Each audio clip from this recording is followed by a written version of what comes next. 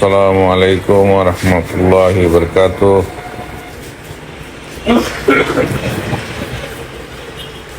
ভাই সাহেব, আপনারা কেমন আছেন? ভালো আছেন নি?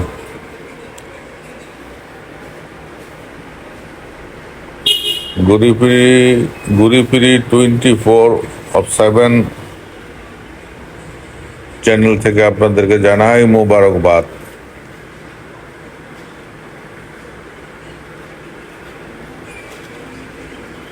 বিষয়টা হলো, আমি একজন ভ্রমণ পিয়াসী মানুষ। ভ্রমণ করতে ভালো লাগে, দেশ দেখতে ভালো লাগে। তো যেখানে যাই কিছু না কিছু ভিডিও ধারণ করি। আর গ্রাম বাংলার সিনারি, গ্রাম বাংলার সবুজ দেখলে মনটা ছুটে যায়। আর সবুজ দেখলে, গ্রিন দেখলে খালি তাকায় থাকতে মন চায়।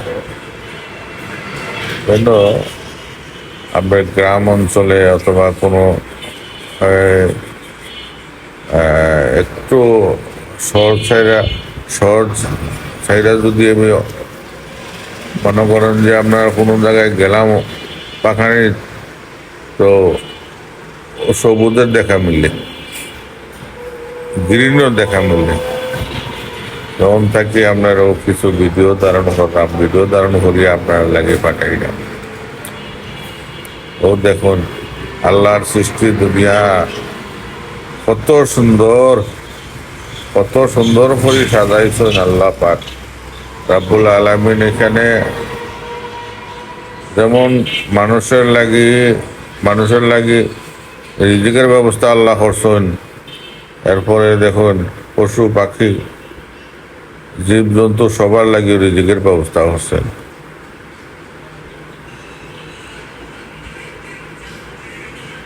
তো এটা হইল আপনার ঢাকার ও দূরে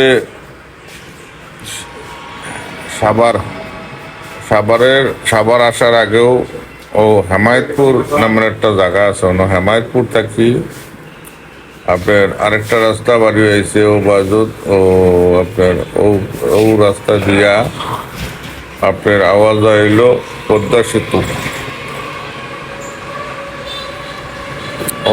ওয়াই দিয়া ঘুরিয়া ফিরিয়া আপনি আইতে পারবা পদ্মা সেতু ঘুরাইতে পারবা। শ্রীনগর হইয়া সবাই আইবা, পাঠাইবা ইনশাল্লাহ। খুব সুন্দর। এগুলো গ্রামের ভিতরে রাস্তা, শর্টকাট আওয়ার লাগে। আপনার শহরের ভিতর দিয়ে আইলা না, ওবাই দিয়ে আইলা, তো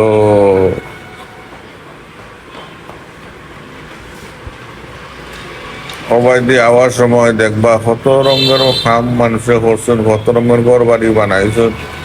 কেউ আদা ফাঁকা করি বানাইছেন, কেউ দালান মাটি দিয়ে বানাইছেন। মাটির ঘর এখনো আছে অনর, সবাই দিয়ে আইলে হইবা। ও সিনারি দেখতে দেখতে আইরাম, আর সিনারি দেখতে দেখতে আইরাম আপনার লাগে কিছু সবাই দিয়া আইরাম আর ধারণ করলাম সিনারি, প্রাকৃতিক দৃশ্য সিনারি। বুঝছেন নি ভাই সাহেব? অকল আল্লাহ পাক, আল্লাহ দুনিয়াতে কত রকমের নিয়ামত রাখছে। নিয়ামত খাইয়া শুকরিয়া আদায় কর্তা। যদি আপনারা শুকরিয়া আদায় করুন, আল্লাহ পাক নিয়ামত বাড়াই দিবা।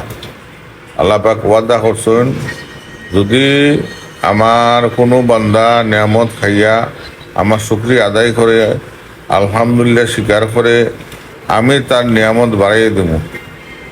আর কোনো বান্দা যদি আমার নিয়ামত খাইয়া না শুকরিয়া আদায় করে, আমি তার নিয়ামত ছিনাই নেব। তো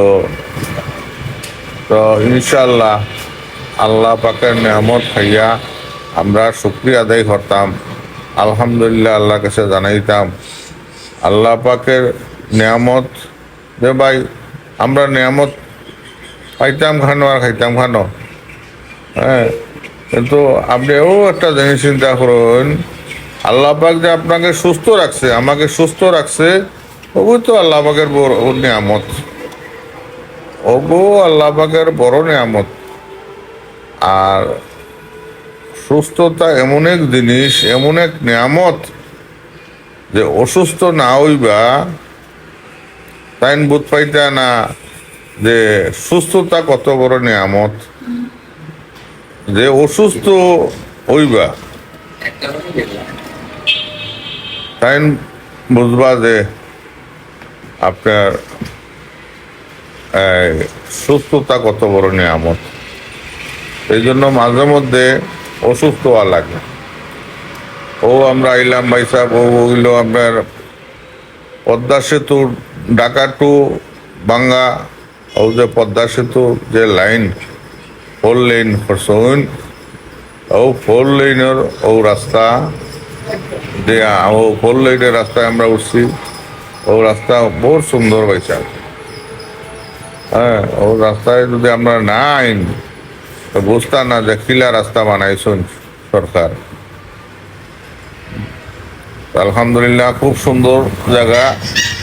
আপনারা আইবা, দেখবা, দেশ দেখা সুন্নত। হ্যাঁ, দেশ দেখা সুন্নত, দেশ দেখবা, ঘুরবা।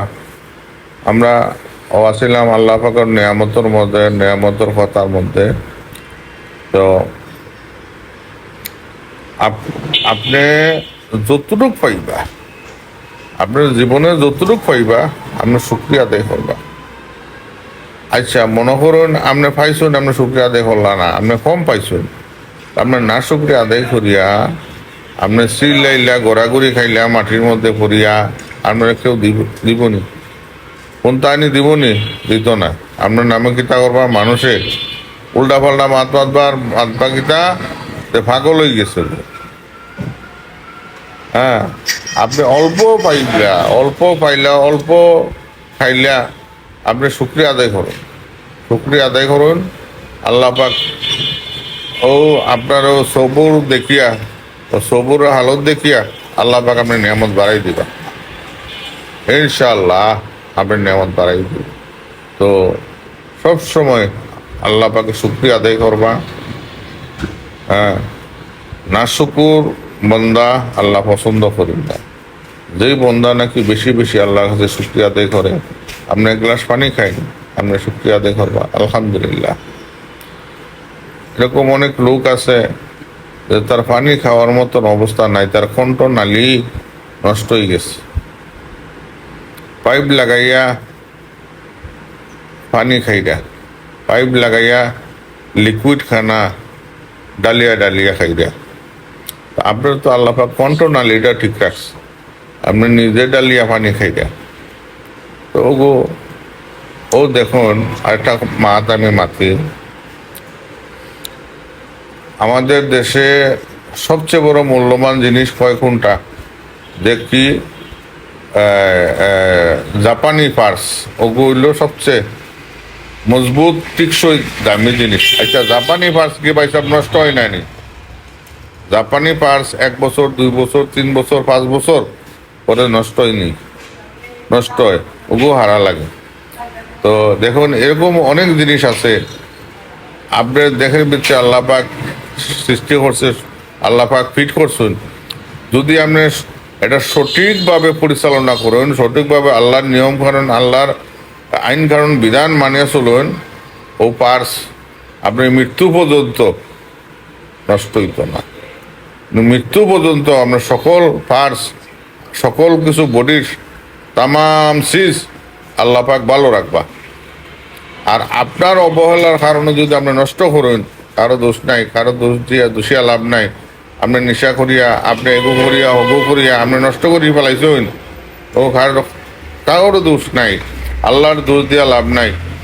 আপনার বডির পার্টস আপনি কিভাবে হেফাজত করবা, এটা আপনার দায়িত্ব। তো দেখুন, এত দামি দামি পার্টস আল্লাহ পাক লাগাইছেন, আপনার বডির ভিতরে ফিট করছেন, কিন্তু আমি কয়বার শুকরিয়া আদায় করছি, আল্লাহ পাকের নিয়ামত আদায় করছি।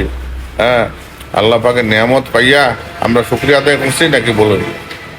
এত দাম দিয়া জাপানি পার্স লাগানোর পরেও এই পার্স টিকে না, নষ্ট হয়ে যায়। তো একটা জিনিস দিয়ে চিন্তা করলেই হয় যে আল্লাহ পাক আমার বডির ভিতরে যেই পার্ট দিছে আমি যদি সুন্দরভাবে ওগুলো ব্যবহার করি, সুন্দরভাবে ওগুলো ইস্তেমাল করি, তো ওগু কিতা মৃত্যু পর্যন্ত নষ্ট হইতো না। এরকম অনেক লোক আছে যে তার একবার দাঁত পড়ছে, তারপরে মৃত্যু পর্যন্ত একটা দাঁত তার ফালাইতে হইছে না, একটা দাঁত পড়ছে না। কারণ তাই ওগু সুন্দর করিয়া কি করছে, ওরে যত্ন করিয়া রাখছে, করে এটার যে পরিচর্যা যেভাবে করার দরকার তাই আল্লাহ খান পরিচর্যা করছেন। বুঝছেন দি ভাই সাহেব, আপনি যদি সুন্দর করিয়া ইস্তেমাল করুন, আপনি সুন্দর করিয়া পরিচর্যা করুন, তাহলে আপনারও সমস্ত দেহের যে পার্টস আছে, সমস্ত দেহের যে আপনার জয়েন্ট আছে, সমস্ত দেহের যত জিনিস আছে সব কিছু আল্লাহ ভালো রাখবা।